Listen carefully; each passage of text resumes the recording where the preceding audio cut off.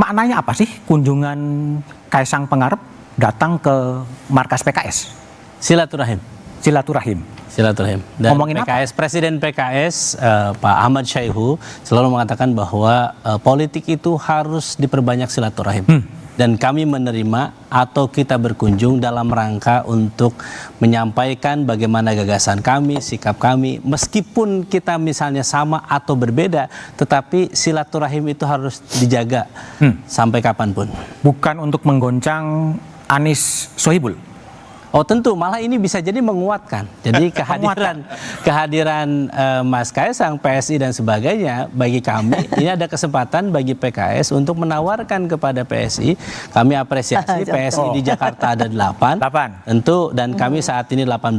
Ketika 18 tambah 8 dan 26 tambah yang lain, saya kira cukup untuk mengusung Anies dan Sohibul Iman. Artinya makin yakin dengan aman.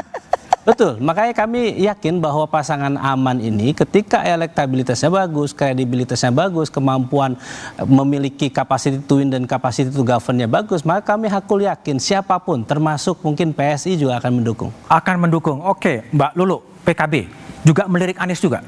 Tuh, kalau PKB kan duluan yang mendeklarasikan. Oke. Ya, jadi tapi ini harus kecolongan gitu. Jadi ini harus diluruskan dulu ya. Makanya saya bilang ketika teman-teman PKS begitu confident nih kita senyum-senyum aja. Ini sebentar ini. Ini sebenarnya ini barang ini milik siapa ya atau gimana? Saling klaim ya? Ya enggak, tapi ya sah-sah aja, boleh aja karena apa ya? Karena memang kita masih punya cukup waktu 1 bulan dan dari awal kita bilang kita ingin kekuatan ini tidak berkurang. Syukur kemudian kita bertambah. Dan PKS ini adalah mitra kerjasama dan koalisi kita dan kemarin sangat bagus ketika di Pilpres dan ada juga sih di beberapa pilkada yang lain di tempat yang lain. Nah hanya saja memang kita memberi kesempatan Mas. Kalau misalnya ada kekuatan baru yang ini kemudian mempersatukan 2 elemen besar yang kutub ya di Jakarta seperti yang disampaikan secara simbolis ataupun ya ada sedikit gitu dari PDIP untuk bisa bergabung dengan PKB mengusung Mas Anies Baswedan. Bung Eriko, apakah juga kemudian silakan direspon, apakah memang sama juga melirik Anies Baswedan juga? Mas Budiman, ini duduknya ini bukannya disengaja ini? Hah? Disengaja? Jujur aja ya, ini kan ada judulnya pakai batik sendiri masalahnya. Judulnya kan 3 poros nih kan, betul. 2 atau 3 poros. Terus? Nah yang menentukan poros ketiga ini memang cuma 3. Serius. Nah, artinya apa bro? Ini kan kebetulan ada adik-adik mahasiswa dan juga saudara-saudaraku yang ada di semua pemirsa Kompas TV yang ada di rumah. Memang ini menarik.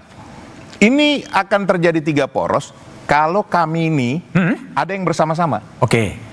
Yang mau digayat yang mana? Dilalanya ini memang DKI ini tidak ada yang bisa maju sendiri. Nah dilalanya. PKB berapa Mbak? 10. 10. PKS 18. Kami 15. Syarat minimum itu 22 kursi. Cukup ya. Cukup. Nah, yang menarik ini lagi Mas Budiman. Ini PKS juara di mana Mas? Jakarta Timur, Jakarta Selatan. Nah, klaimnya juga Jakarta Pusat kurang lebih 50-50. Kami di Jakarta Barat Utara. Kan gitu kan? Tetapi apakah PDI Perjuangan dan PKS kemudian bergabung 18 tambah 15 33 kemudian pasti menjadi juara? Belum tentu juga. Nah begitu juga dengan PKB dengan PDI Perjuangan. Ini menarik loh Mas Budiman. Apalagi PKB sama PDI Perjuangan begitu juga dengan PKS. Ini bisa kita kerjasama. Kerjasamanya bagaimana Mas Budiman? Sentralnya kan ada di Jawa. Kira-kira begitu nih pandangan dari sisi politik kan. Nah Jakarta, Jawa Barat, Jawa Tengah, Jawa Timur. Kami bisa kerjasama. Dan itu cukup banyak memastikan. Karena itulah sebenarnya PKB, PDI Perjuangan dan PKS ini seksi. Ya, boleh ya? Pertanyaan saya PDIP mau kemana? Belum tentu ya. Nah, tapi ini intinya. Bahwa Pilkada DKI Jakarta ini memang ditunggu. Ditunggu. Kenapa? Ibu kota sudah bukan lagi di Jakarta. Kita sudah sepakat hal itu. Namanya daerah khusus Jakarta. Nah, tapi tantangannya kan lebih besar. Aglomerasi. Ya. Seluas itu sampai mana itu Kang Pipin? Sampai Cianjur ya. Nah, ini kan luar biasa. Nah, yang bisa ini menentukan poros ketiga hanya 3 partai ini. Nah, sekarang tergantung. PKB sendiri apa bisa? Tidak bisa. Tidak bisa. PKS sendiri apa bisa? Tidak bisa. Terus? Apakah PDI Perjuangan sendiri? Tidak bisa juga. Tidak bisa. Nah, apakah kami bersama-sama bisa? Ya. Bisa. Keren ya. Nah, tinggal sekarang ini pembicaraannya mau dibawa kemana? Mau dibawa kemana? Lagu itu kan? Atau wagubnya 2 aja gitu ya? Ya? Wagubnya jadi 2 ya? Bisa juga, bisa. Dan ada yang menarik, Mas Budiman. Ada yang menarik. Gini, PKS, PKB, saya melihat nih ya, PDI Perjuangan tidak ada yang ngotot menjadi gubernur. Tidak ada. Tidak ada. Nah, Siapa yang ngotot jadi gubernur? Tidak ada. atau nggak ada orang? Bukan tidak ada orang. Di sinilah menurut saya bahwa PKB, PDI Perjuangan dan PKS itu tidak ego.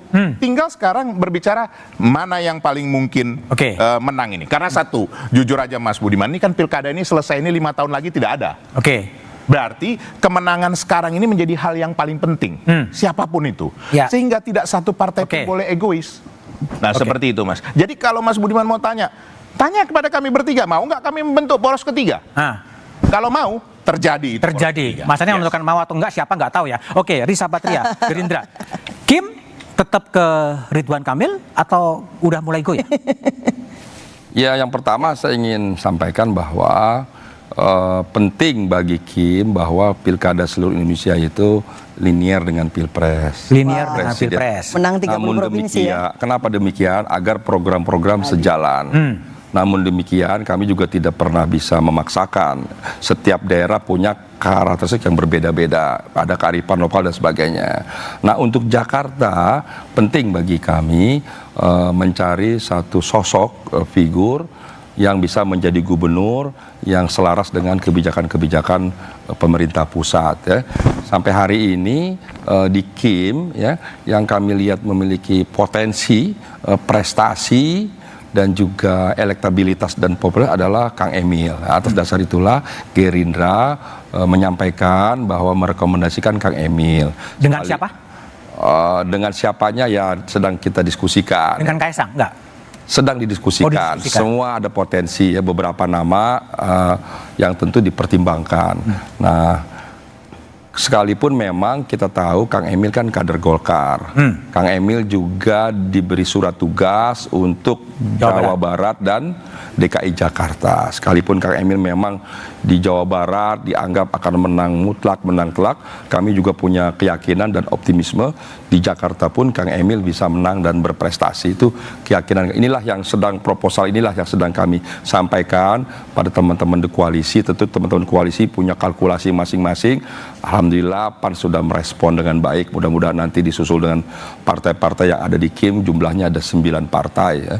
Termasuk PSI, Partai Garuda, Partai Gelora, kemudian Partai Prima, Demokrat, PAN, Gerindra, Golkar.